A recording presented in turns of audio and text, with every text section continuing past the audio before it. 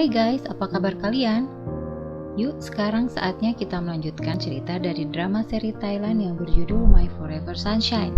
Bagi kalian yang belum menonton chapter yang pertama, silahkan klik link yang ada di atas atau yang ada di description box.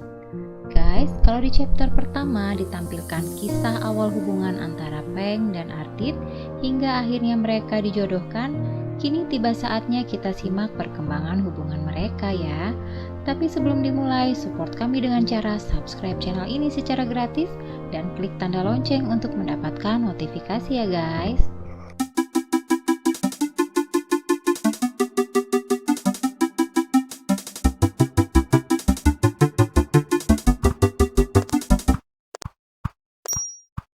Di chapter ini diceritakan hubungan antara Peng dan Ibu Taptim yang memburuk di perkebunan. Gara-garanya apalagi kalau bukan soal perjodohan Peng dan Artit yang tidak disetujui. Ibu Taptim menyuruh Artit agar tetap stay di Bangkok dan jangan kembali dulu ke perkebunan. Sementara itu di perkebunan, ketidakcocokan antara Ibu Taptim dan Peng semakin terlihat. Cara Ibu Taptim menegur Peng tidak bisa diterima oleh Peng. Permusuhan semakin sengit setelah Peng mengungkit-ungkit soal hutang keluarga Artit pada mendiang ayahnya. Peng mengklaim kalau dia adalah pemilik perkebunan yang sesungguhnya, yang lain cuma numpang karena nggak mampu bayar hutang sebesar 52 juta baht. Taptim keki berat digituin sama anak kecil, tapi mau gimana lagi, karena apa yang diomongin Peng itu memang benar adanya. Saking kesalnya, dia membuang barang-barang Peng keluar rumah. Dan Peng langsung membalasnya. Barang-barang Ibu Taptim dilemparkan dari lantai 2 oleh Peng. Satu sama guys. Peng ini benar-benar badung di sekolah. Dia juga masih berkelahi dengan temannya. Dan di rumah bermusuhan dengan nyonya rumah serta para asistennya. Pokoknya nggak ada takutnya.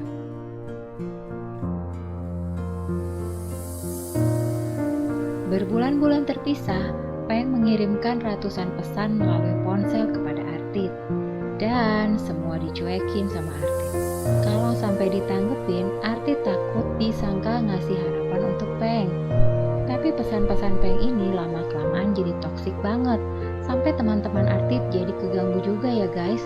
Menurut Kot dan Non, sebaiknya Artit menjawab dan menolak Peng dengan tegas agar tidak diganggu lagi. Saat Peng menelpon, akhirnya Artit menjawab. Dengan tegas, dia melarang Peng menghubunginya lagi. Menyerah? Tentu tidak guys. Untuk anak sebandel Peng, gertakan Artit itu tidak bisa menghentikannya. Akhirnya Kot inisiatif mengirimkan foto Ling dan Artit kepada Peng sambil menulis pesan, "Aku udah punya pacar." Maunya Kot Peng bakal sadar diri dan berhenti mengejar Artit. Tapi Kot salah. Foto itu justru membangkitkan jiwa barbar Peng. Peng nekat datang ke kampus dan mencari Artit. Dia menunggu di tribun karena hari itu Artit sedang bertanding rugby. Saat teleponnya tidak dijawab, Peng kesal dan malah mendatanginya ke ruang ganti pria. Munculnya Peng bikin Artit emosi jiwa. Mereka bertengkar. Artit menyuruh Peng kembali ke perkebunan, namun Peng menolak. Dia malah mengancam akan kabur lagi. Non, Kot, dan Ling ikutan cemas karena tahu adat si Peng ini. Gimana kalau kali ini dia kabur beneran atau malah bunuh diri gara-gara ditolak cintanya? Tapi Peng emang gak ada matinya ya guys. Bukannya pulang, dia malah menyatakan cinta pada Artit pakai toa informasi yang suaranya menggema sampai ke pojokan kampus. Kebayangkan malunya ya guys, dicie-cie sama semua mahasiswa, makanya Artit sampai marah banget. Di ruang informasi, Artit kembali bertengkar dengan Peng. Teman-temannya datang menyusul untuk menenangkan mereka. Namun Peng justru menyerang Ling. Baginya, Ling adalah perempuan jahat yang sudah merebut Artit. Demi keselamatan Ling, akhirnya Artit mengikuti Peng dan mengantarkannya pulang ke perkebunan. Suatu hari, pegawai perkebunan mendadak sakit perut setelah menyantap makan siang. Menurut dokter di klinik, mereka keracunan makanan. Peng langsung menuduh Tongkam bersalah atas kejadian ini dan harus dipecat. Tetapi ternyata ada saksi mata. Saeb melihat Peng di dapur dan memasukkan bubuk putih ke dalam panci. Akhirnya Peng mengakui kalau dia melakukannya karena mendengar Tongkam ingin menyingkirkannya dari perkebunan.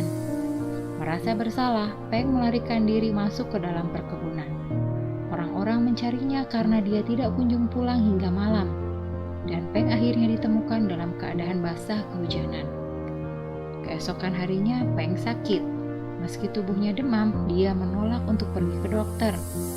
Khawatir dengan keadaan Peng, kooperatif meminta bantuan Artit untuk mengantar Peng ke klinik.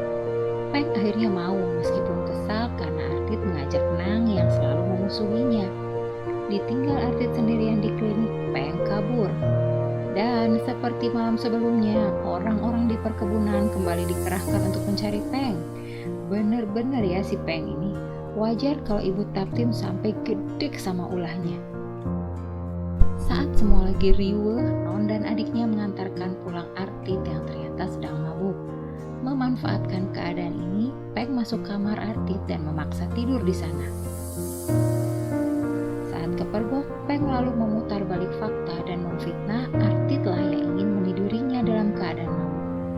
Kooperatif marah besar pada Artit. Dia memutuskan pernikahan harus dipercepat bulan depan. Artit menolak. Dengan emosi, dia pergi, dan saat mengemudi dalam perjalanan, Artit mengalami kecelakaan. Luka-lukanya cukup serius. Mendengar ini, Peng terpukul. Dia menyesal. Gara-gara dirinya, semua malapetaka ini terjadi. Artit yang sangat dia cintai justru menjadi korban. Peng menangis, mengakui kesalahannya, dan memohon maaf pada kooperatif. Keinginannya untuk menjenguk Artit ditolak. Kooperatif gak ingin keadaan kembali memanas. Dia bahkan meminta Peng untuk melanjutkan sekolahnya ke Bangkok saja sampai keadaan di perkebunan bisa dikendalikan lagi. Dengan berat hati, Peng pun setuju. Akibat kecelakaan, Artit terbaring cukup lama di rumah sakit. Dia mengalami patah tulang dan harus mengubur mimpinya memegang trofi juara rugby. Non sahabatnya justru berhasil membawa kampusnya menjadi juara. Belum lagi dengan urusan perjodohannya dengan Peng. Hal ini sungguh membuat perasaan Artit tertekan. Ya, gini nih guys, contoh orang yang posesif gak ketulungan sampai kehilangan akal sehat. Yang rugi malah diri sendiri dan juga ngerepotin orang lain. Jadi jangan sekali-kali ditiru ya guys. Kalau kamu suka dengan cerita ini, jangan lupa pencet tombol like-nya karena like kalian adalah mood booster yang terbaik. Sampai jumpa di chapter berikutnya ya. Bye!